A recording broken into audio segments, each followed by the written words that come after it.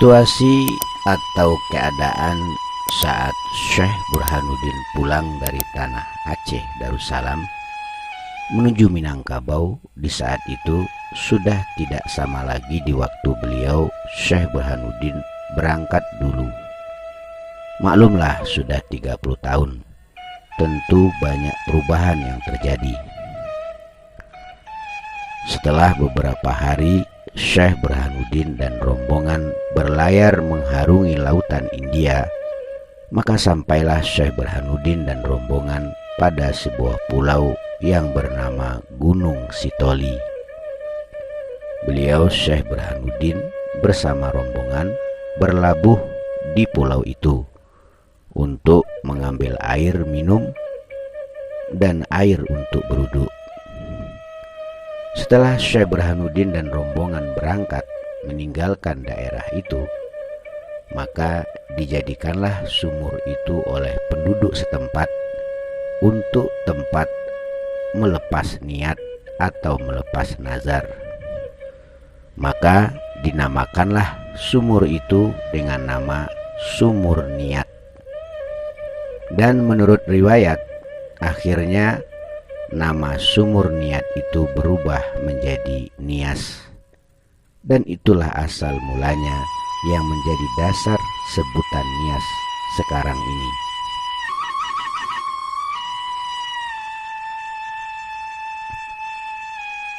Selanjutnya Syekh Burhanuddin dan rombongan melanjutkan pelayarannya ke Minangkabau. Dengan pertolongan Allah Subhanahu wa Ta'ala, Tuhan yang Maha Esa, sampailah beliau Syekh Burhanuddin dan rombongan di Pulau Anso dengan selamat, yang mana pulau itu terletak di depan pantai Pariaman, tidak beberapa jauh dari pantai Ulakan.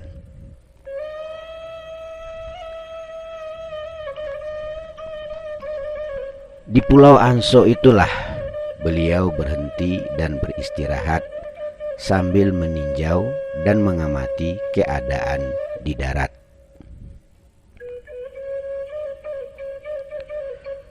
Setelah beberapa waktu Syekh Burhanuddin dan rombongan berada di Pulau Anso, mulailah Syekh Burhanuddin dan rombongan menyisir pantai Ulakan.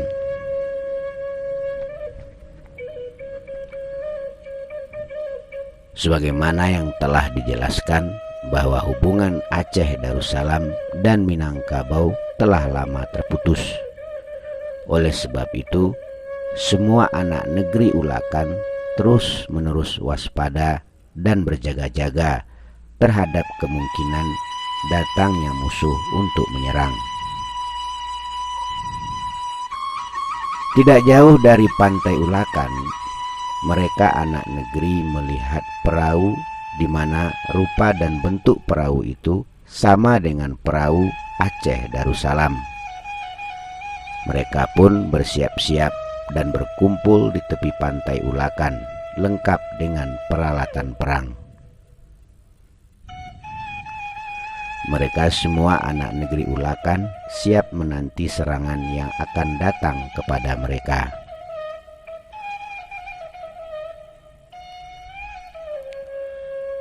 Melihat situasi yang tidak kondusif itu, Syekh Burhanuddin berkata kepada pengawalnya dan pengiringnya, "Kita tidak mungkin rasanya mendarat di pantai Ulakan pada waktu ini. Lebih baik kita kembali saja ke Pulau Anso."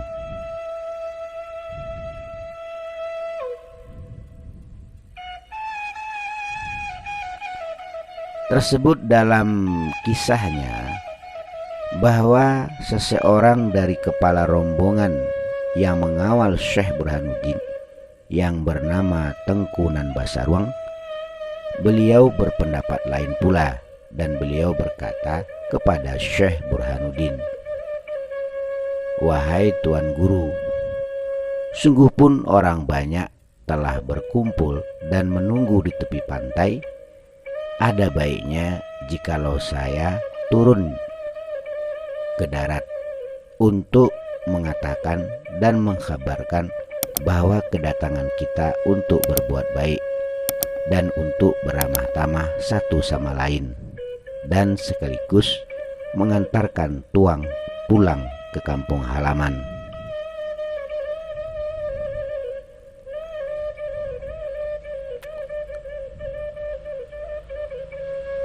Tidak beberapa lama sudah itu, Tuanku Nan Basaruang dengan tekad yang penuh keyakinan dikayulah sampan kecil menuju tepi pantai Ulakan. Maksud daripada Tuanku Nan Basaruang hendak beramah tamah dan berkenalan satu sama lain. Tetapi walaupun tujuannya baik pada diri Tuanku Nan Basaruang, namun bagi orang yang menanti di tepi pantai telah siap dengan senjata di tangan. Tidak sesuai dengan yang diperkirakan oleh Tuanku Nan Basaruang.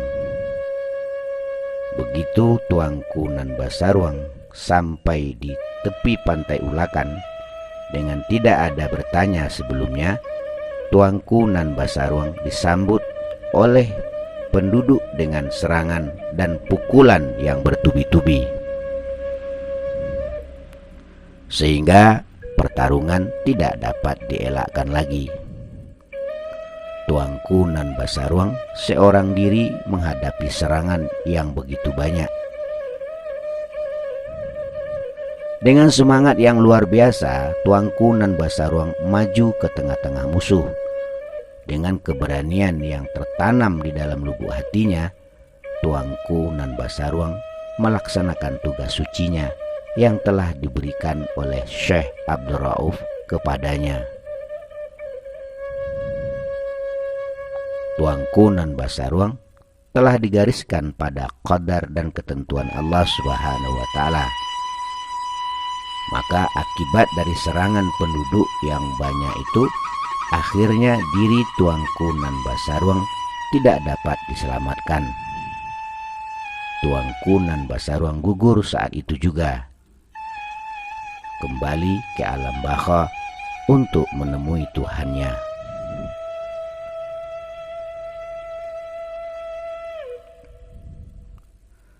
Tuanku Nan Basaruang gugur sebagai syuhada. Beliaulah syuhada pertama dalam perjuangan Syekh Burhanuddin mengembangkan agama Islam di Minangkabau. Beliau oleh Syekh Burhanuddin diberi gelar pahlawan fisabilillah.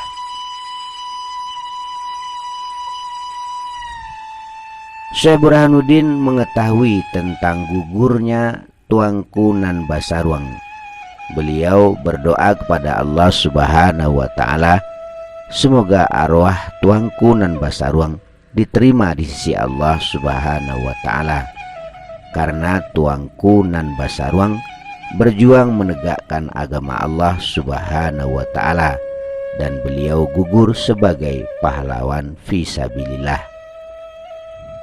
yang telah melaksanakan tugas suci yang telah diberikan oleh Syekh Abdul Rauf Singkil kepadanya.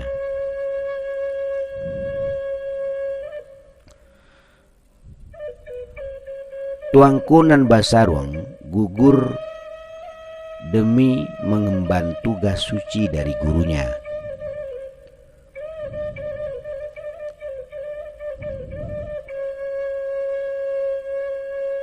Melihat keadaan yang seperti itu, Syekh Burhanuddin memerintahkan rombongan untuk kembali ke Pulau Anso. Setelah Syekh Burhanuddin sampai di Pulau Anso bersama pengiringnya, Syekh Burhanuddin berkata kepada seluruh pengiringnya, "Wahai seluruh pengiringku, sebaiknya Anda semua kembali ke tanah Aceh demi keselamatan Anda semua."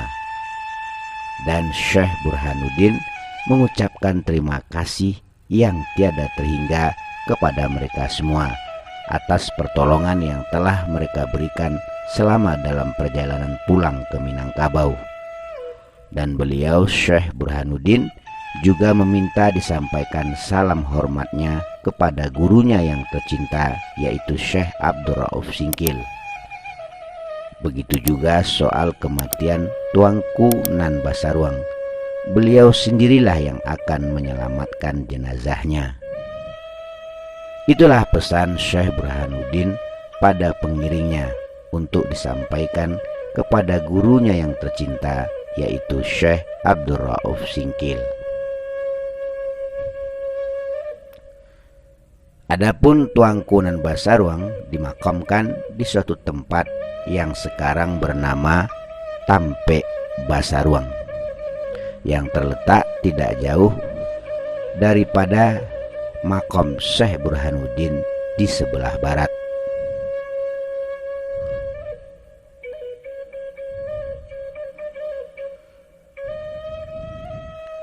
Demikianlah riwayat kembalinya Syekh Burhanuddin dari Aceh Darussalam ke kampung halamannya Minangkabau, dan gugurnya pengawal setianya, yaitu Tuanku Nan Basarwang, yang makamnya kuburannya sekarang bernama Tampe Basarwang.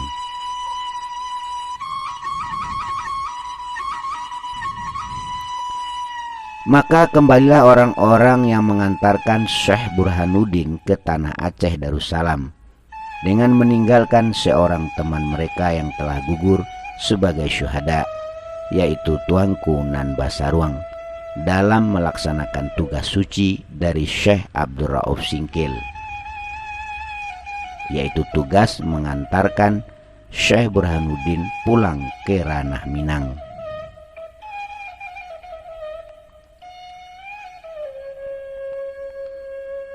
Tinggallah Syekh Burhanuddin seorang diri di Pulau Anso.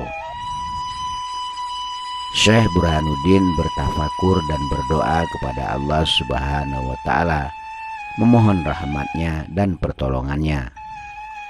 Setelah bertafakur beberapa waktu, maka terbukalah jalan yang akan ditempuhnya. Dengan teringatnya ia kepada salah seorang teman akrabnya atau sahabat karibnya waktu mengaji dahulu di air sirah Tapakis, kepada seorang ulama yang bernama Tuanku Madinah, yang mana temannya itu ialah Idris Majolelo, putra daerah Tanjung Medan, dengan perantara seorang nelayan atau penangkap ikan. Dikirimlah sepucuk surat kepada Idris Majolelo. Begitu pula Syekh Burhanuddin berpesan bahwa beliau telah berada di Pulau Anso. Beliau telah datang beberapa waktu yang lalu mendekati pantai Ulakan, dan bukanlah orang Aceh yang datang hendak menyerang, tetapi adalah dia dan pengiringnya yang datang dari Aceh Darussalam.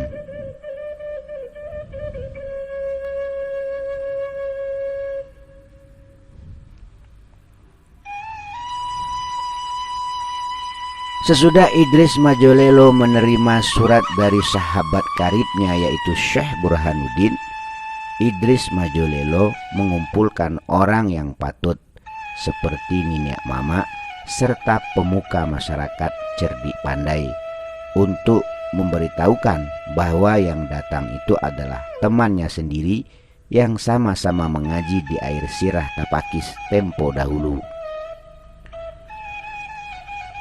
Dia bukanlah orang Aceh seperti pendapat kebanyakan orang di waktu itu.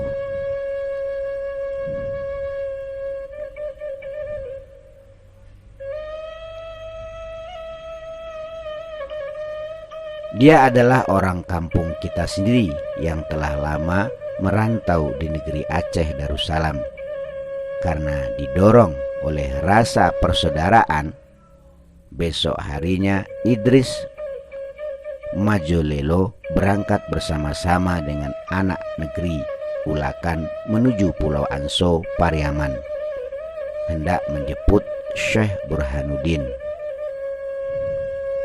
Orang-orang yang ikut bersama Idris Majolelo untuk menjemput Syekh Burhanuddin adalah orang-orang yang gagah berani.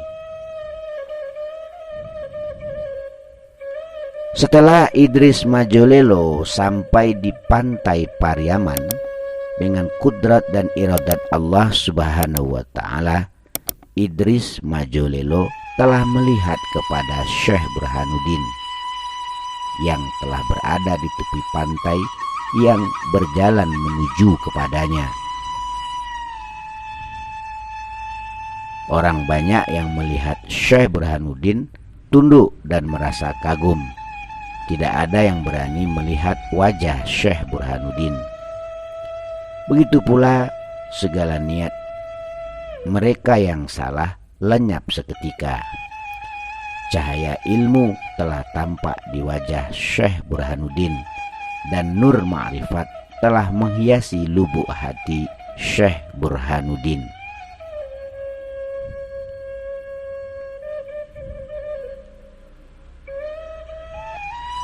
Idris Majolelo berjabat tangan dengan Syekh Burhanuddin.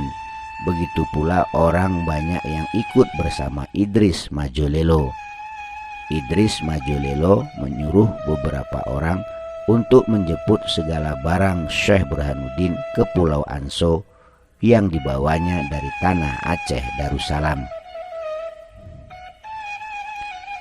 Tidak beberapa lama kemudian, berkatalah Idris Majolelo kepada Syekh Burhanuddin, "Wahai Tuhan Syekh, wahai Tuan Syekh, adapun kedatangan kami ke sini adalah hendak menjemput serta mengucapkan selamat atas Tuan Syekh kembali pulang dari tanah Aceh Darussalam."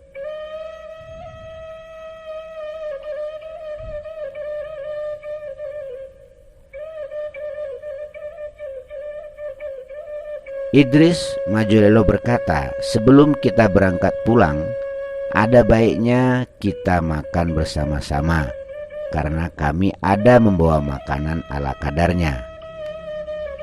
Mendengarkan perkataan Idris Majolelo, sahabat salafiyah dan seketiduran semasa di air sirah Tapakis tempo dahulu, maka menjawablah Syekh Burhanuddin, "Insya Allah, marilah kita makan bersama-sama."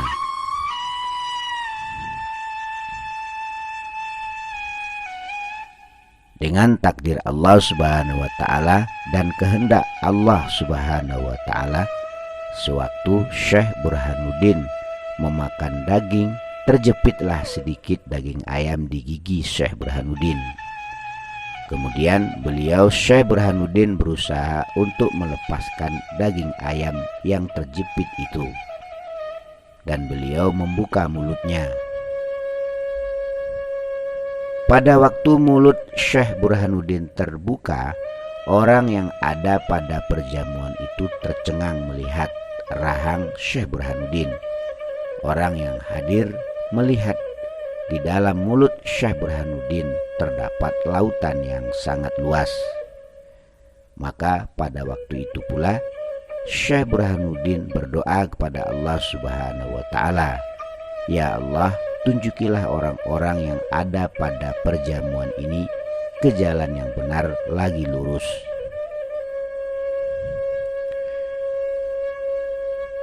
Beliau Syekh Burhanuddin faham dan mengerti bahwa ayam yang beliau makan itu tidaklah halal.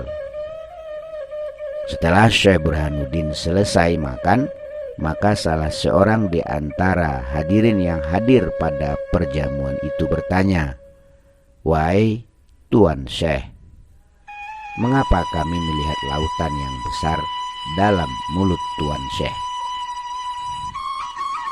Dengan tenang Syekh Burhanuddin menjawab. Syekh Burhanuddin berkata, "Mungkin di antara makanan itu ada hasil curian." Kemudian setelah mereka mendengar jawaban itu, mereka bertambah takjub serta mereka bertambah kagum atas jawaban Syekh Burhanuddin yang sesuai dengan kenyataan dan perbuatan mereka. Tidak beberapa lama kemudian berangkatlah Syekh Burhanuddin bersama Idris Majolelo yang diikuti orang banyak di belakangnya. Di dalam perjalanan, banyak pembicaraan yang telah mereka bicarakan dan banyak kisah yang mereka ceritakan, baik tentang diri Idris Majolelo sendiri maupun tentang kejadian-kejadian yang dialami Syekh Burhanuddin selama berada di tanah Aceh Darussalam. Akhirnya mereka sampai di Pantai Ulakan pada suatu tempat yang bernama Padang Silagundi.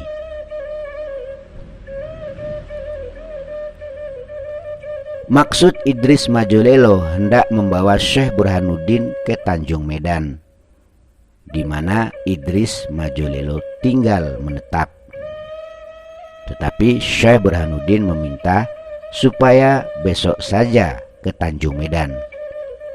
Malam yang semalam ini, Syekh Burhanuddin meminta tidur bersama-sama di Padang Silagundi.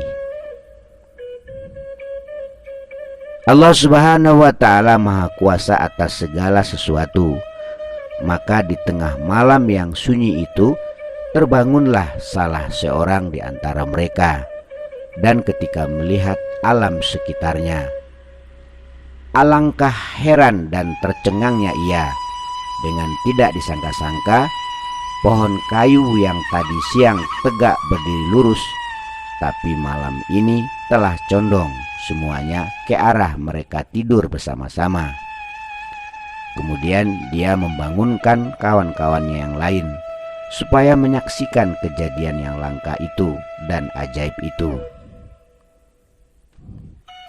Setelah mereka melihat kejadian itu, mereka semua merasa kagum dan timbullah perasaan takut, heran, dan hormat kepada Syekh Burhanuddin. Besok harinya di saat pagi matahari memancarkan sinarnya ke seluruh alam ini, Syekh Burhanuddin membawa Idris Majolelo untuk menanam ranting cimpago biru yang dibawa oleh Syekh Burhanuddin dari tempat perkhalawatannya semasa di Aceh dahulu. Sambil berkata dan beramanah Syekh Burhanuddin kepada Idris Majolelo, seandainya aku berpulang ke rahmatullah, maka dekat cimpago biru inilah aku dimakamkan atau dikuburkan.